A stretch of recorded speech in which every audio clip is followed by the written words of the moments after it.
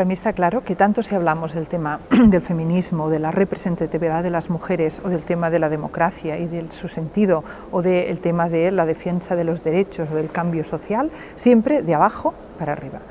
De arriba para abajo no ha llegado nunca ningún cambio significativo y, por mi condición de monja, diré ni la revelación de Dios, puesto que empezó desde abajo, ¿no? O sea que empezando por esto y pasando evidentemente por todas las revoluciones que merecen este nombre, siempre han surgido desde lo que llamamos desde abajo, es decir, de las personas que no se benefician del sistema, porque ¿cómo va a salir de las personas que están beneficiándose o están en la parte, diríamos, más opulenta o más superior de un sistema? ¿Cómo va a salir de ahí el cambio de ese sistema? Sería un contrasentido, ¿no? Por tanto, es desde abajo, porque esa es la localización de las personas que sufren las contradicciones, las exclusiones del sistema. En el caso de las mujeres, pues el tema de la representatividad local, yo creo que lo que tiene de bueno es que depende de cómo sea la voluntad de esa colectividad. Es decir, hay ayuntamientos donde las mujeres están mucho menos representadas que en el gobierno pues, central. ¿Por qué? Bueno, pues porque en esa colectividad, esa voluntad política no se ha articulado, pero la cercanía del nivel de gestión significa que la voluntad de ese colectivo va a ser mucho más bien expresada por ese órgano de gobierno. ¿Qué es la medicalización? Es una expansión del modelo médico para ocuparse de situaciones que hace unos pocos años estaban fuera de su competencia. Por ejemplo, hay algo que todos conocemos, que es pues, una persona de carácter tímido, ¿no? Eso se consideraba hace poco tiempo pues, que es una característica y que enriquece la comunicación humana, que haya gente pues, muy extrovertida y haya gente menos extrovertida o incluso pues, tímida. Si a eso, que es una característica normal de el rango de posibilidades de pues, patrones psicológicos de las personas. A eso, en lugar de llamarle timidez, le llamamos fobia social, como hace pues, una cierta clasificación de enfermedades que contribuye a la medicalización. Entonces, ahí de repente aparece una etiqueta de tipo médico. Entonces aparece la necesidad de encontrar un tratamiento para solucionar ese problema. Con lo cual se ha disminuido la riqueza de la variabilidad humana a nivel, en este caso, de carácter psicológico. Pero eso ocurre también desde un punto de vista, por ejemplo, de caracteres físicos, ¿no? Hay esa posibilidad hoy en día de realizar operaciones quirúrgicas pues que corrijan, y esa es la palabra que utilizamos, corregir la forma de la nariz. Oiga, ¿por qué se tiene que corregir?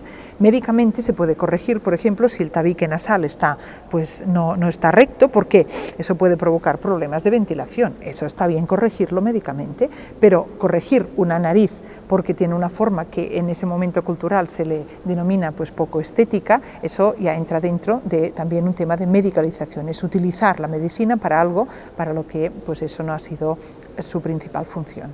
Y pues para acabar con este punto, esa palabra medicalización yo creo que hoy en día casi que la tendríamos que sustituir por una que se llama medicamentalización, y con eso es solamente para destacar que tiene dos componentes la medicalización. Uno es el medicamento, es decir, intereses económicos que se basan en que se vendan más medicamentos y por tanto fuerzas poderosas que lo que desean es que la persona se considere a sí misma enferma para poder consumir esos medicamentos, y eso es una fuerza externa. Pero luego la segunda parte de esa palabra medicamentalización es mentalización. Entonces esa es la parte interna.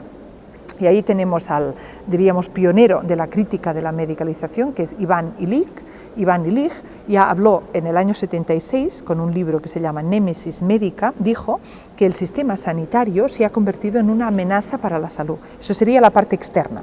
Hemos permitido, y eso en los años 70, hoy está mucho peor, hemos permitido unos intereses económicos que intervengan en la gestión de la salud, que no es una mercancía, que es un derecho. Pues no debería estar sujeto a esos intereses económicos, no debería haber especulación con el derecho a la salud y no debería haber esa ganancia privada astronómica a partir de pues, la enfermedad de las personas y de su explotación. Esto es la primera parte. El sistema médico le hemos permitido que se convierta en una amenaza para la salud.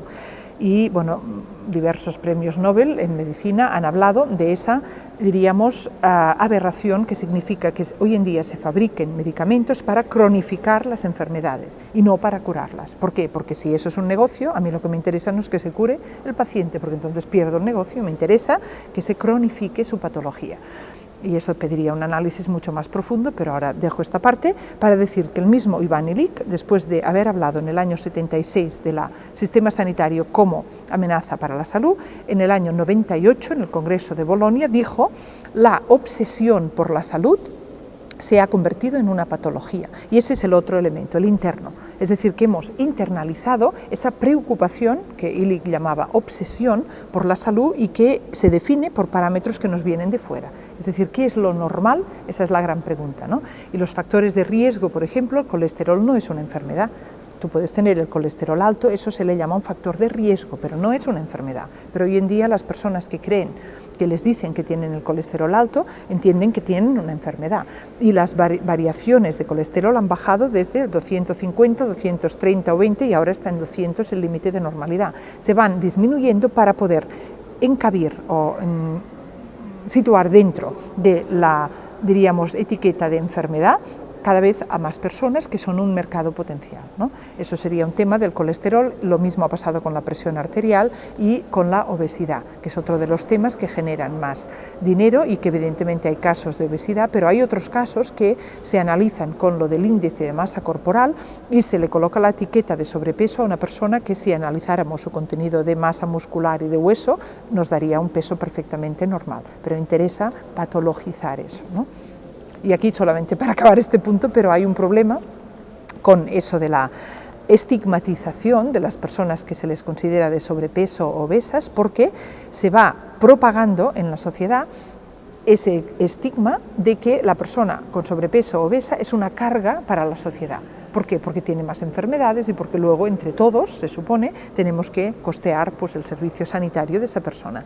Pues eso, exceptuando casos que se llaman de obesidad mórbida, que es algo pues que ya conlleva patología directamente, lo que se llama el sobrepeso, eso al contrario, lo que muchas veces se demuestra es que la persona que tiene ese sobrepeso realiza una actividad aún más productiva en la sociedad, y por tanto ahí estamos ya con una estigmatización de tipo psicológico, ¿no? Y además muchas veces la persona con un cierto sobrepeso además es más simpática a veces que personas que lo que les faltan son kilos. Claro, esto es muy importante para mí, el no distinguir, o sea, distinguir pero no contraponer el nacionalismo con lo que serían los derechos sociales. Es decir, hay una tendencia en este momento en el conjunto del Estado español, pero no solamente, es en distintos lugares del mundo donde pues, se realizan reivindicaciones de tipo nacionalista por una zona determinada, como a oponer, y eso también tiene una razón de ser, porque muchas veces estos movimientos nacionalistas nacen de una determinada capa social